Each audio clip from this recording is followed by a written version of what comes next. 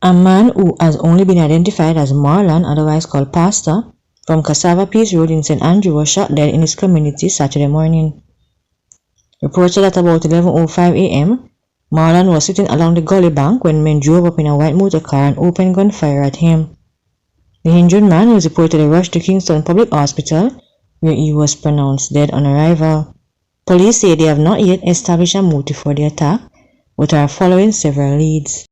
Police are probing 2 shooting incidents which left 3 men dead and 3 others injured in St. Elizabeth within 26 hours. In the first incident on Friday, 2 men were shot dead and 2 others wounded at a bar in Santa Cruz. Police named the deceased as Javed Griffiths, 21, a resident of Church Road in Northampton District, and Dorado Green, 34, a resident of Beadles Boulevard in Santa Cruz.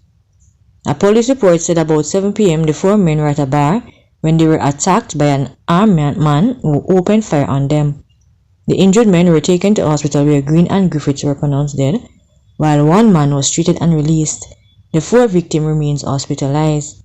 In the second incident, a man was shot dead and another man injured in Vineyard on Saturday night. Police named the deceased as Tevin Williams, 29, otherwise called Dino, a mechanic and resident of Dougal Road in Vineyard District. A police report said about 8:50 p.m. both men were standing outside a shop in the community when unarmed men alighted from a vehicle and opened gunfire, hitting them. The injured men were taken to hospital where Williams was pronounced dead and the other man admitted for treatment. A 16-year-old girl was arrested and charged following the stabbing of her 12-year-old relative in Carey Park, Trelawney on Wednesday, February 14. Reports from the Falmouth police are at about 4 p.m. both girls were at home when the accused used a ratchet knife to stab the complainant in the back. The girl fell and the teenager subsequently stabbed her several times in the upper body before fleeing the scene. The police were alerted and the complainant was assisted to hospital where she was admitted.